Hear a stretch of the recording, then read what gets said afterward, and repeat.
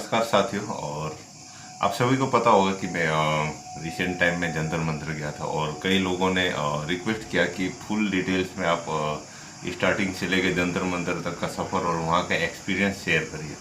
तो मैं आप सभी को वही शेयर करने जा रहा हूँ आज। तो मैं यहाँ घर से 17 तारीख को निकला और 18 तारीख को ही सोनम सर को दिल्ली पुलिस द्वारा उठा लिया गया जंतर मंतर साइड से। तो मैं वहाँ पे इवनिंग के टाइम में पहुँचा। फिर रूम में जाके 19 तारीख को जब मैं वहाँ पे ज्वाइन किया और एक दिन का हंगर स्ट्राइक किया, तो वहाँ पे मैंने देखा इतनी ज़्यादा लोग जो नहीं आने वाले थे वो लोग भी आए। और 20 तारीख को जो दिल्ली पुलिस की तैयारी थी, आप सभी को पता होगा, पत्थर वाली गाड़ियाँ वो सारे वायरल हुए। और दिल्ली कुछ लोगों को समझ में नहीं आ रहा होगा, कुछ लोग बोल रहे होंगे कि प्रोटेस्टर ने वहाँ पे पत्थर का गाड़ी लाया। तो वो अभी खुलासा हो ही गया। वो जो गाड़ी में आया था वो भी दिल्ली पुलिस द्वारा ट्रक पहले ही सीज कर दिया गया था। उस ट्रक में पत्थर लद के आए और 19 तारीख के रात को ही ये सारे प्रोटेस्टर्स आवाज़ उठा रहे थे कि पत्थर वाली गाड़ियाँ क्या कर रही है जंतर मंतर साइड पर। तो वो सारी लाई गई और हम लोगों ने तो लाइव देखा वहाँ पे किस तरह से प्लानिंग किया गया था इस प्रोटेस्ट को बर्बाद करने के लिए। जैसे हम लोगों ने 20 तारीख को जो पीसफुल प्रोटेस्ट की शुरुआत की, बहुत ज़्यादा लोग थे, कम से कम 1 लाख से तो ऊपर ही होंगे मेरे हिसाब से। अब एक्चुअल क्वांटिटी तो पता नहीं है, लेकिन वहाँ पे जब हम लोगों ने देखा दिल्ली पुलिस पूरी तरह से तैयार थी इस प्रोटेस्ट को बदनाम करने के लिए। क्योंकि वहाँ पे बीच बीच सड़कों पर 1-2 गाड़ियाँ टूटी फूटी रख दी गई थी स्टार्टिंग में जब हम लोग वहाँ पे गए। तो जब संसद भवन के बाहर बैरिकेडिंग लगाई गई, वहाँ पे सभी कोई थे। तो वहाँ पे शुरुआत में थोड़ा बहुत लाठीचार्ज हुआ पुलिस के द्वारा पहले, फिर उसके बाद बातचीत का सिलसिला शुरू हुआ। फिर बारिश वारिश भी आई और अचानक से 12:30-1 बजे के आसपास टीयर गैस चलने चालू हुए पूरी तरह से। मतलब पूरा जितना भीड़ था सभी कोई उसके ऊपर जगह जगह से टीयर गैस मारने शुरू किए। और जब टीयर गैस से हम सभी कोई भागे तो मतलब हम लोगों का, मेरा ग्रुप का किस्मत इतना खराब था कि हम लोग जहाँ से भागे दिल्ली पुलिस हेडक्वार्टर के सामने आके फंस गए। अब उधर से ना तो पुलिस उधर जाने दे रही है, ना इधर कहीं रास्ता है भागने का।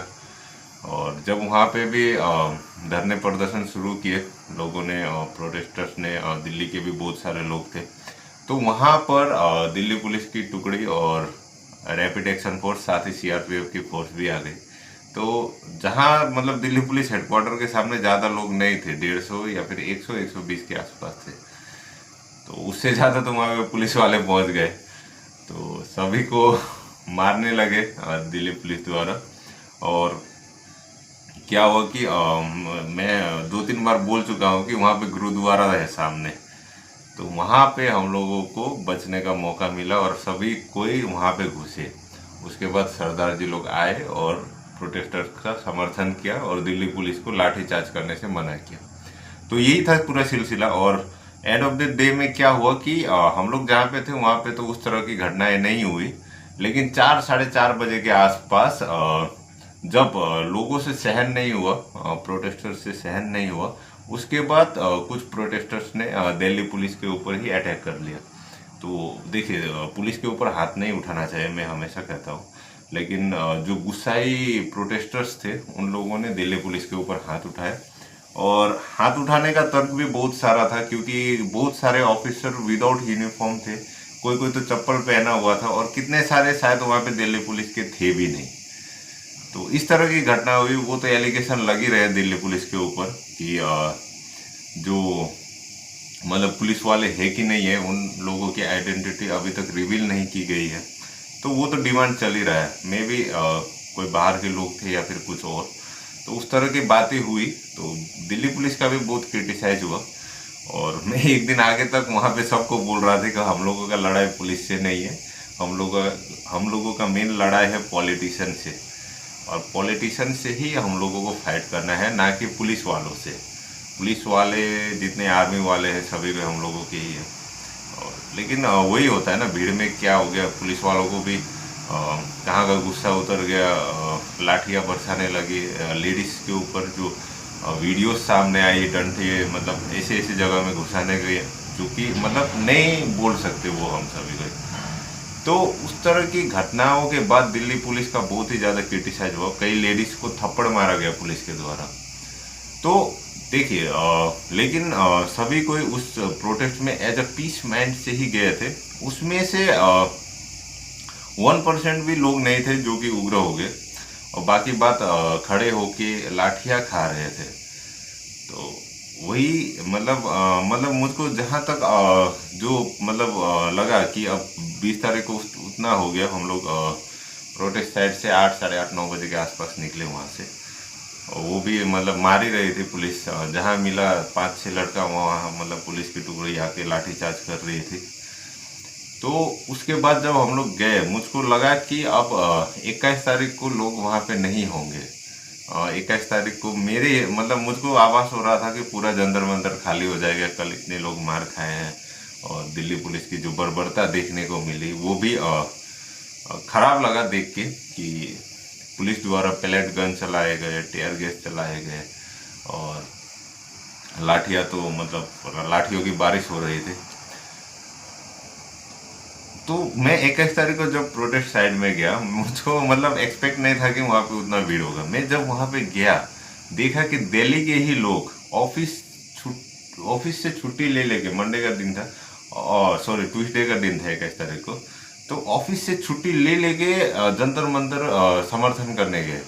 और मैंने कहा कि सरदार लोग बहुत ज़्यादा क्वांटिटी में आए। दिल्ली के लोग जो ऑफिस वर्कर हैं वो लोग भी स्टूडेंट्स के समर्थन में वहाँ पे आए। तो ज़्यादा ही प्रेशर क्रिएट होने लगा 21-22 तारीख को। उसके बाद जब प्रेशर क्रिएट हुआ तो उसके बाद धर्मेंद्र प्रधान जी ने इस्तीफा दिया। तो बात वही थी कि गवर्नमेंट अगर चाहती तो ये इतना बवाल नहीं होता। वो अगर स्टार्टिंग में ही सोनम सर को नहीं उठा के इस्तीफा दे देती तो वो यूनिटी देखने को नहीं मिलती।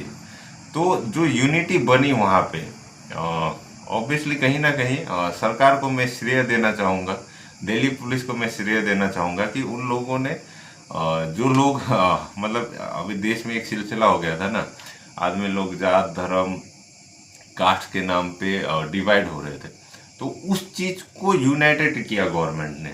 तो ये बहुत ही बढ़िया काम किया, और मैं मतलब देख के अच्छा लगा कि लोग उस तरह से जुड़े। वहाँ पे कोई कास्ट, कोई धर्म, कोई उस तरह की बात ही नहीं कर रहा है, कोई उच्च जाति का है, कोई नीचे जाति का है। तो end of the day main conclusion क्या निकला कि जो भी कुछ हुआ दिल्ली में, जो उतनी प्रोटेस्टर्स की भीड़ उमड़ी, कहीं ना कहीं मेन श्रेय जाता है सरकार को, जिसके द्वारा सरकार का मतलब एक प्लान होगा लोगों को यूनाइटेड करने का। तो ये प्लान बहुत ही अच्छी सक्सेसफुल रही, और सरकार ने लोगों को यूनाइटेड करके शिक्षा मंत्री का इस्तीफा दिलवाया। तो इतना ही था आज का। और मतलब मुझको भी मतलब प्राउड ही फील हुआ, क्योंकि मेरा जाना व्यर्थ नहीं हुआ। जाके आया तो मतलब क्या बोलते हैं, धर्मेंद्र प्रधान का इस्तीफा हो गया, तो कहीं ना कहीं अच्छा लगा। और अभी जो जो लोग इस प्रोटेस्ट को समर्थन किए, उन लोगों को कुछ आईटी सेल्स वाले टारगेट कर रहे हैं, जैसे कि मुझको भी टारगेट किया जा रहा है। जो जंतर मंतर नहीं गए वो लोगों को भी टारगेट किया जा रहा है कि आप जंतर मंतर के सपोर्ट में कैसे आप वीडियो डाल सकते हैं, खासकर कंटेंट क्रिएटर को। तो देखिए, यूनिटी बनाए रखिए। ये लोगों का क्या है, अब सभी का अधिकार है, क्रिटिसाइज कर ही सकते हैं, लेकिन सही के लिए आवाज उठाते रहिए, कुछ नहीं होगा। और एक आदमी एक ही बार में सभी के लिए अच्छा नहीं हो सकता, ठीक है। बीइंग एन, अगर मैं अच्छा के लिए अच्छा हूँ तो मैं खराब के लिए कभी अच्छा नहीं होऊंगा, खराब के लिए मैं खराब ही रहूँगा। तो सेम चीज़ थिंकिंग रखे, और जो यूनिटी जंतर मंतर में दिखाई, और वही यूनिटी देश के हर कोने में दिखाना पड़ेगा, क्योंकि मेन है कि जनता को अपने अधिकार के बारे में जानना पड़ेगा और सरकार से डिमांड करना पड़ेगा। सरकार जरूर सुनेगी, एक अगर प्रेशर क्रिएट होगा तो जरूर सुनेगी, और सरकार को आपकी बात समझ में आ गई तो वो उस चीज़ में जरूर एक्शन लेगी।